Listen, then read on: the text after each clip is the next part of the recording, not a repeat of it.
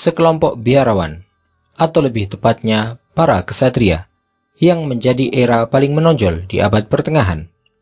Sebuah kekuatan besar yang dibangun untuk melindungi negara, tetapi kemudian diakhiri dengan cara yang tragis oleh orang-orang yang memulainya sendiri. Perdebatan yang paling besar adalah apakah hubungan antara mereka dengan organisasi rahasia internasional yang kita kenal, Freemasonry, serta bagaimana pula dengan harta karun mereka yang lenyap, benarkah telah ditemukan pada tahun 2019? Kita akan mengungkap semua sisi tentang Ksatria Kanisa atau Ksatria Templar.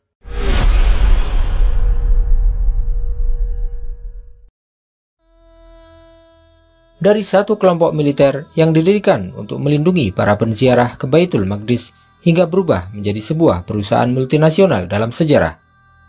Mungkin sebagian orang akan terkejut jika dikatakan bahwa mereka bukan hanya kekuatan utama pasukan salib saja, sebagaimana yang dikenal selama ini, tetapi mereka bahkan menjadi organisasi pertama yang mencetuskan sistem perbankan yang masih terus populer hingga hari ini. Bagaimanakah para kesatria yang awalnya menjadi anak emas Vatikan berakhir dengan dibunuhnya mereka hidup-hidup? Rahasia apakah yang dikuburkan bersama mereka? Dan perdebatan yang paling utama adalah, benarkah bahwa mereka memiliki hubungan dengan Freemasonry? Apakah dasar dan teori pernyataan tersebut? Secara sederhana, mereka adalah Ksatria Templar atau Ksatria Kanisa, sebagaimana mereka dinamai oleh sebagian kalangan sebagai Laskar Miskin Kristus. Silakan simak kisah mereka secara utuh.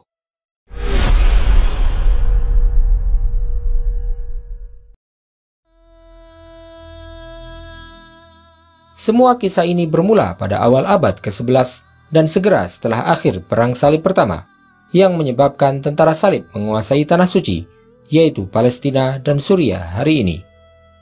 Setelah pertempuran militer berakhir, pasukan tentara salib pun kembali ke rumah mereka di Eropa.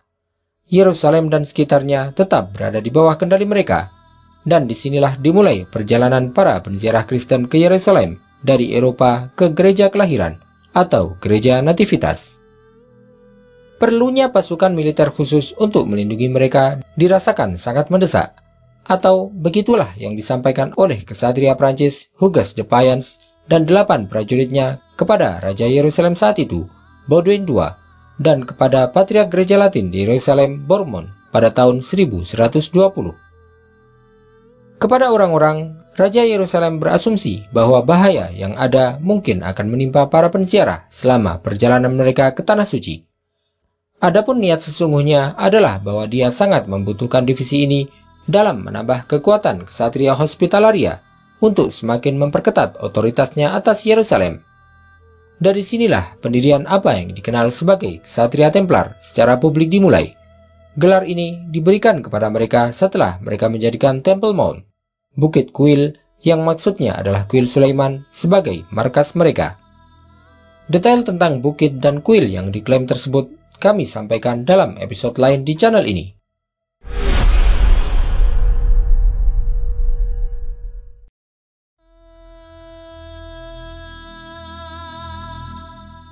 Kembali kepada Ksatria Templar, Hugues de Payens bersikeras untuk memilih sekelompok biarawan miskin. Mereka bangga akan hal itu dan siap mati untuk perjuangan mereka, khususnya dalam perjuangan melawan umat Islam. Mereka yang ingin bergabung dengan kelompok ini diharuskan melepaskan segalanya, serta mengabdikan hidupnya untuk melayani Tuhan sampai nafas terakhirnya. De Payens menetapkan beberapa persyaratan ketat, yang dengannya ia bertujuan untuk mengatur kelompoknya dan membuatnya lebih istimewa. Di antara syarat yang paling menonjol adalah kewajiban taat kepada pimpinan tertinggi, bagaimanapun kondisinya. Mereka tidak diperbolehkan mundur dari pertempuran apapun, selama bendera hitam putih mereka tetap berkibar.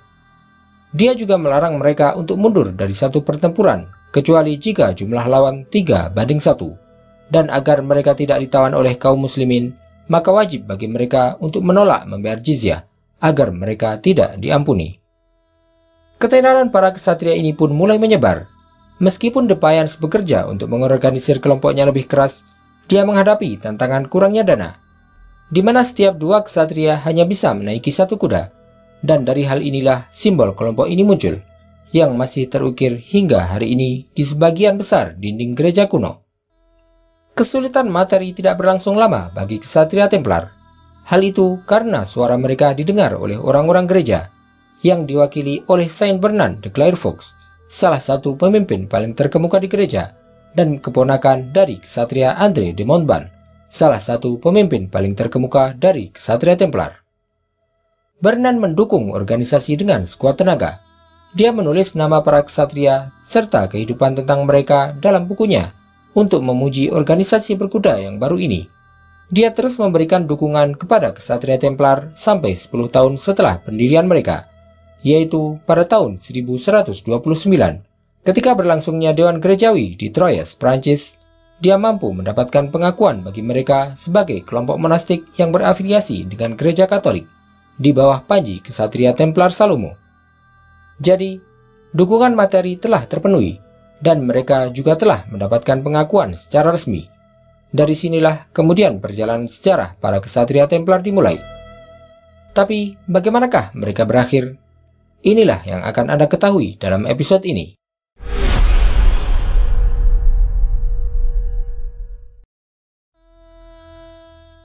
Kisah Ksatria Templar mulai membesar. Mereka mulai mendedikasikan diri mereka sebagai kelompok utama yang dikenal sebagai kelompok paling terorganisir dan paling kuat dalam tentara salib. Organisasi ini telah menjadi kiblat amal sosial di dunia Kristen, di mana mereka menerima berbagai hibah berupa uang, tanah, dan sukarelawan dari keluarga bangsawan yang berbondong-bondong untuk berpartisipasi dalam perang di Tanah Suci. Perhatikan poin ini, karena ini mungkin yang menjadi dasar dari hubungan antara Ksatria Templar dengan berdirinya Freemasonry. Mungkin titik balik paling menonjol yang menjadikan organisasi ini mendapat posisi seperti itu adalah apa yang diperolehnya dari Paus Innocent II pada tahun 1139, yang membebaskan anggota organisasi dari ikatan terhadap hukum setempat. Mereka memiliki hak untuk melintasi semua perbatasan. Selain juga mereka dibebaskan dari membayar pajak dan tidak tunduk pada ketaatan kepada siapapun kecuali kepada Paus secara eksklusif. Setelah konsesi ini, uang mulai mengalir ke organisasi ini dari Eropa. Mereka kemudian perlu untuk menemukan cara guna mengirimkan uang-uang ini ke markas mereka di Yerusalem dengan cara yang aman, yaitu melalui parit-parit yang masih ditemukan hingga saat ini. Mungkin yang terakhir diketahui adalah sebuah terowongan yang ditemukan di Palestina pada Oktober 2019 silam.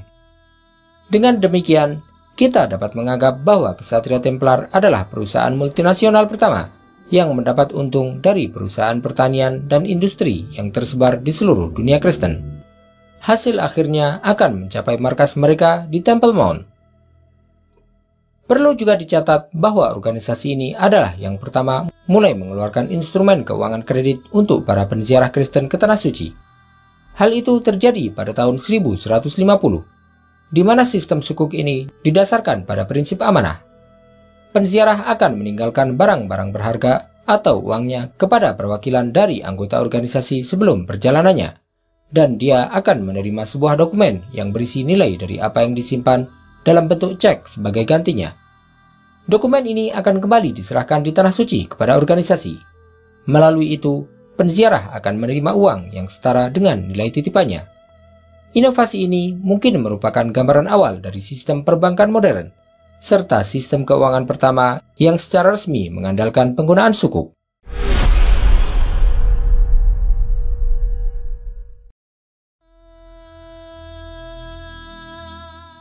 Dengan adanya uang, mereka mulai bekerja untuk memperlengkapi para prajurit dengan senjata terbaru dan tercanggih, serta kuda terlatih untuk membantu mereka dalam serangan cepat menuju target mereka. Hal inilah yang dianggap sebagai strategi militer mereka yang sukses, yang memungkinkan mereka untuk memenangkan pertempuran Ramlah yang terjadi pada tahun 1170.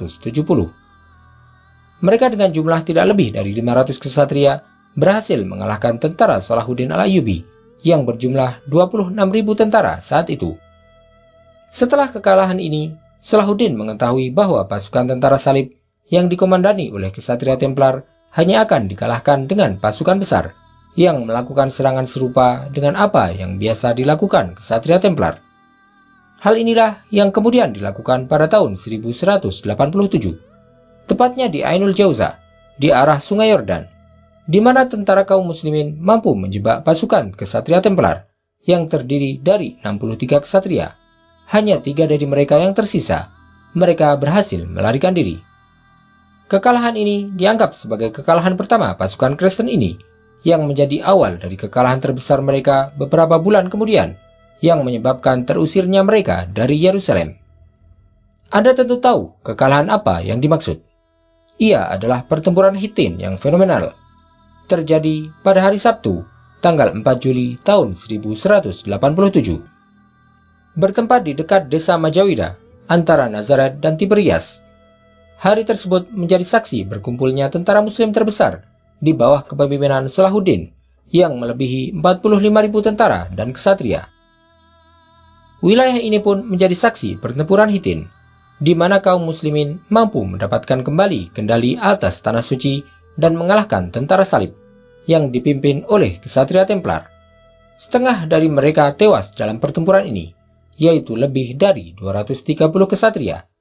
Hal itu adalah kejatuhan besar organisasi ini.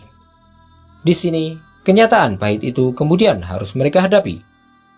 Para kesatria yang berubah dari kekuatan yang paling banyak mendapatkan dukungan dan loyalitas dari orang-orang kepada organisasi dilanda kesombongan sampai akhirnya berhasil dikalahkan, adalah salah satu alasan sebenarnya dari lepasnya tanah suci dari tangan tentara salib.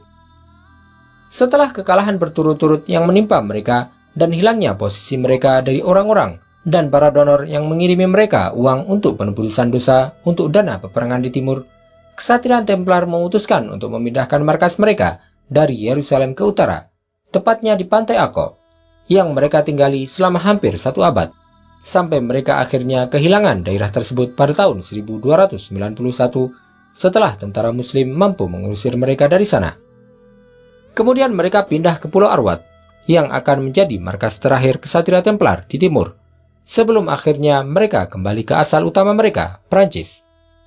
Di sini juga perlu dicatat bahwa awal abad ke-13 menyaksikan pertempuran yang menyebabkan pengusiran kesatria Templar dari tanah timur, khususnya dari tempat tinggal mereka di Arwat setelah pertempuran mereka dengan Mamluk yang dikenal dengan pengepungan Arwat. Setelah pertempuran ini, kita dapat mengatakan bahwa organisasi militer kesatria Templar telah berakhir untuk selamanya dalam pertempuran ini.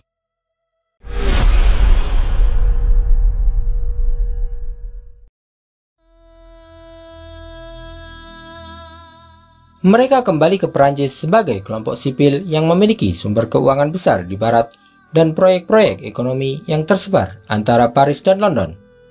Maka dimulailah era yang menarik dari para kesatria ini, dan peristiwa-peristiwa penting semakin cepat terjadi.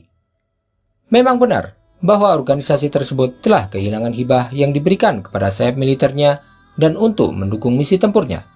Namun, sekembalinya mereka ke Eropa dan Prancis khususnya, kesatria Templar mampu menembus kehidupan sipil sehari-hari di seluruh Eropa melalui lembaga pertanian dan industri, serta lembaga perbankan mereka yang sudah kita bahas sebelumnya. Abad ke-13 menjadi saksi kemakmuran baru bagi organisasi, tetapi kali ini bukan dalam bentuk militer, melainkan ekonomi. Dan itu setelah mereka mulai mendominasi ekonomi Eropa di sebagian besar sektor. Ya, dapat kita katakan bahwa senjata telah makan tuanya. Kesatria Templar telah menembus ke dalam kehidupan ekonomi sehari-hari di Eropa. Keistimewaan yang mereka nikmati, yang membebaskan mereka dari pajak itulah yang membuat para bangsawan berbalik melawan mereka, yang mulai berbisik di telinga Raja Prancis dan Paus pada saat itu bahwa organisasi ini telah menjadi bahaya besar bagi mereka. Mereka menyebutkan bahwa organisasi ini telah menjadi negara dalam negara. Mungkin mereka benar-benar telah menggali kuburan mereka sendiri ketika organisasi tersebut mengumumkan niatnya untuk mendirikan negara agama dengan model Ordo Teutonik di Borussia, kontrol ekonomi, serta sebuah mazhab baru. Setelah semua alasan ini, tampaknya akhir riwayat mereka sudah dekat. Ditambah lagi bahwa Raja Philip IV dari Prancis berhutang besar kepada organisasi tersebut setelah mereka membantunya dalam perang melawan Inggris. Menurut sejarawan, dia ingin memanfaatkan rumor ini untuk keuntungannya dengan memberikan tekanan kepada Paus Clemens V untuk mengambil tindakan terhadap kesatria Templar dengan tujuan agar dapat menghapus hutangnya dan menyingkirkan organisasi yang benar-benar menjadi ancaman bagi tahtanya. Keputusan pun dibuat. Pada hari Jumat, tanggal 13 Oktober tahun 1307, Raja Philip IV memerintahkan penangkapan Jacques de Molay bersama dengan puluhan anggota Ksatria Templar Prancis. Surat perintah penangkapan tersebut disertai pernyataan, "Tuhan murka kepada kita karena negara kita telah menaungi musuh-musuh agama." Dengan ungkapan ini, diputuskan untuk mengkriminalisasi dan melarang orang-orang untuk bergabung dengan Ksatria Templar, serta penuntutan dan pembunuhan setiap orang yang berafiliasi kepadanya, terutama setelah Ksatria Templar dilempar dengan banyak tuduhan, termasuk ateisme, penyembahan berhala, ajaran sesat, prostitusi dalam ritual mereka, homoseksualitas, dan korupsi keuangan. Agar persidangan dan keputusan ini mendapatkan legitimasi dari masyarakat, diungkaplah pengakuan para tahanan yang menimbulkan kontroversi di Paris saat itu. Meskipun menurut sejarawan pengakuan tersebut diperoleh secara paksa. Interogasi tersebut dicatat di atas kertas perkamen yang panjangnya mencapai 30 meter. Peninggalan tersebut masih tersimpan sampai hari ini di Arsip Nasional di Prancis. Setelah keputusan untuk membubarkan organisasi yang dikeluarkan oleh Paus Clemens pada tahun 1312, para pemimpin Templar pun diadili. Beberapa dari mereka dibakar hidup-hidup, sedangkan organisasi tersebut digabung dengan organisasi lain yang dikenal dengan nama Ksatria Hospitalaria. Di sini, beberapa pemimpin berhasil melarikan diri ke negara-negara yang tidak tunduk pada otoritas gerejawi.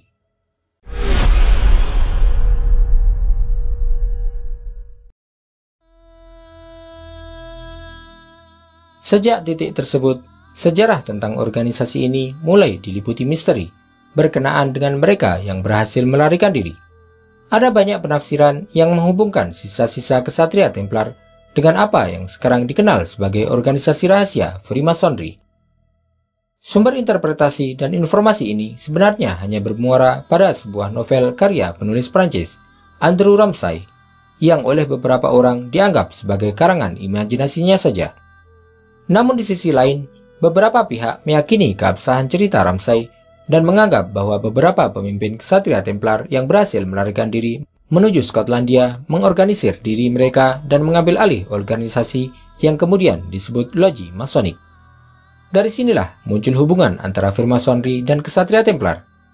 Terlebih lagi dengan simbol yang sama antara mereka yang berkaitan dengan Haikal Sulaiman dan cawan suci, serta tabut perjanjian.